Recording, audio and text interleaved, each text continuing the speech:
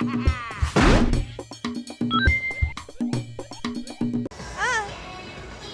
to Tokyo Game Show. Tokyo Game Show. Welcome to Tokyo Game Show. Welcome to Tokyo Game Show.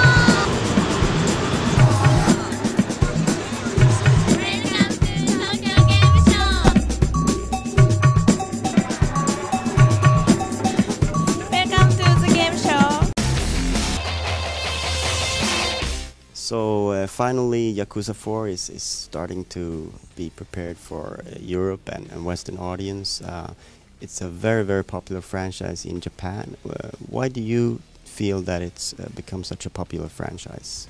There are very few games that focus on contemporary Japan, and what we've done is to kind of incorporate aspects of what's going on in contemporary Japan. And of course, within the game itself, we've realized a very rich environment, immersive environment that also focuses on not just Japan, but also contemporary underground Japan. So that aspect of that sort of culture, subculture of Japan is something that hasn't really been done in a video game before. And on top of that, we have a really contemporary storyline, and that's we feel some of the very strong selling points of the franchise. Do you feel that perhaps it's easier to depict this in a video game rather than, say, a movie or a book, or because there is that much about the Yakuza, perhaps? In terms of representing this sort of the culture, the world of contemporary Japan, from the perspective or vantage point of a person that's going to be playing the game, so that they can appreciate it, is very difficult. The Yakuza series has perhaps not catch on so much in the West.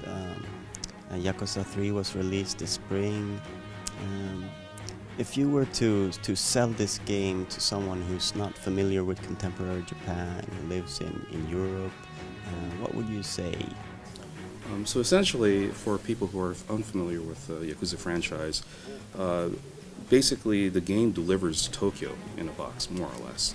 It's a way for you to actually visit Tokyo without actually visiting Tokyo. Not only on top of that, we also present to you what underground Japan is like, or underground Tokyo culture is like. So that is something unique that hasn't really been done or touched in any other video game or media that's interactive.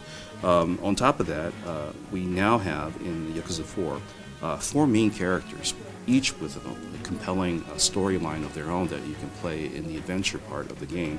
Not only that, each of the 4 main characters have their own unique battle style and game systems for each of the characters. So that's yet another compelling, what we feel is a compelling part of the gameplay. Another big feature that that we're bringing in Yakuza 4 is we're basically increasing the scope and the size, the scale of the city that the Yakuza 4 takes place. It's called Kamurocho, and in the previous installments of the Yakuza series, we were just basically able to walk around just the city streets and alleys. So it was kind of a flat experience. But in Yakuza 4, what we're bringing to the table is essentially we've now essentially built out the rooftops of the city. So you can essentially go up to the roofs of the buildings and essentially go around, in fact, sometimes engage in chases or run away from people or have fights up on the rooftops of Kamurocho. Now, we're also taking it one level lower. We're also going underground, literally, by essentially opening up areas like sewer areas as well as underground parking lots. Some parts of it is maybe a little fantastic in nature, but essentially we have now a 3-layer version of Kamurocho, the city. So we've expanded the city quite a bit. So we think that's a very good, immersive, compelling experience. Could you tell us a little bit about how you're bringing Yakuza 4 to the Western audience in more like technical terms, and what the difficulties are in translating and making this Tokyo available to a Western audience. Sometimes the actual Yakuza, or in Japan, they are also known as Gokudo. And sometimes, even for Japanese people, it's a little difficult to sort of explain what their world is like. So now, if we were to kind of take that for the Western audience, maybe we might be able to do sort of a shorthand and say, well, Yakuza are like the Japanese mafia, but at the same time, they're really not the mafia. They're not the Italian mafia, so there may be some parts that might be similar, but at the same time, there are parts that are completely different. So that's certainly a difficulty of bringing the Yakuza franchise to the West. Now, I also feel that because Yakuza has a following in the West that are really dedicated, and they are looking for the authentic experience, not something that's been sort of watered down or dumbed down for a Western audience. Would you agree? Yes, we believe that, and because of that, we want to make sure that we're going to be delivering as complete an experience of the original Ryuga Gotoku 4, which is the name in Japan, or Yakuza 4 in the West, that experience of the original Japanese version as complete as possible for our Western fans, Yakuza fans.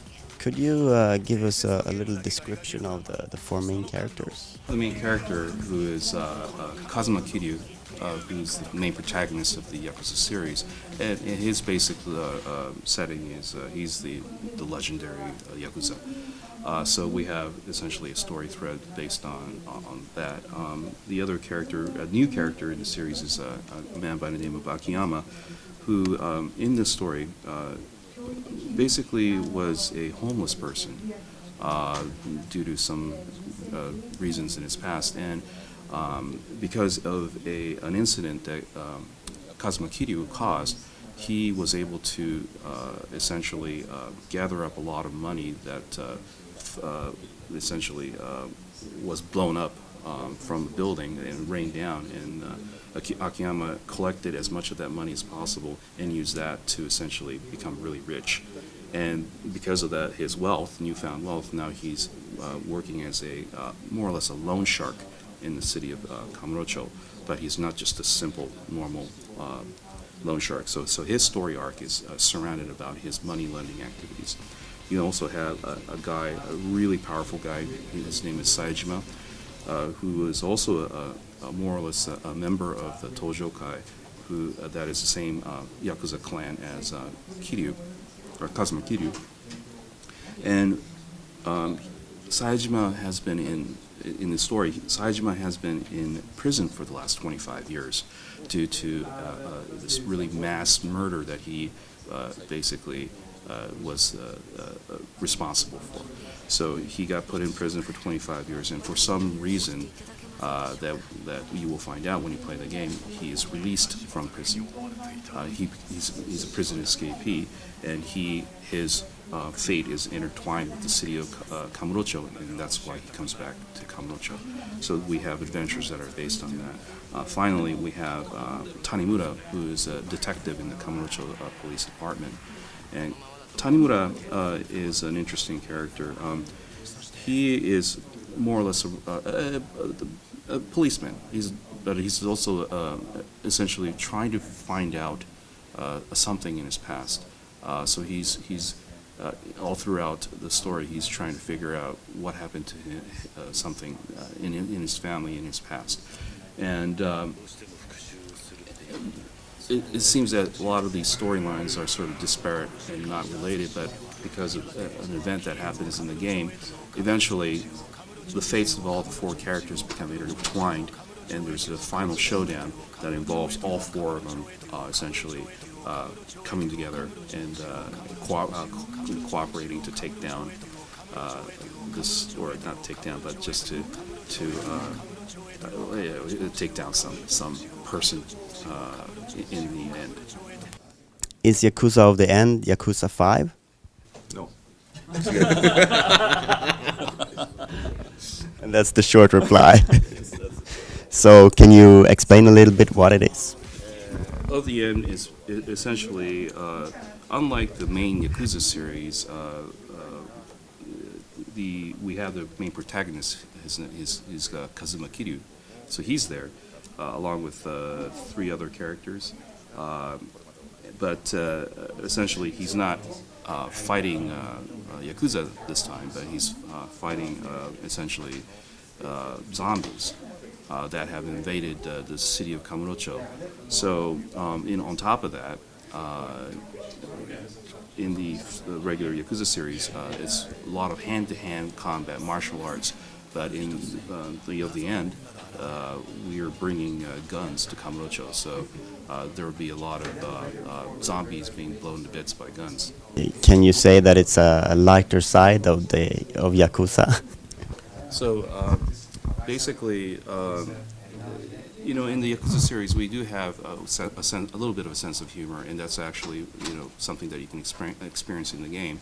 But we definitely have a serious side in the the story of the main Yakuza series, and for our fans of the Yakuza franchise that are used to that or appreciate that, you can expect more of the same in the Ryugaku of the End.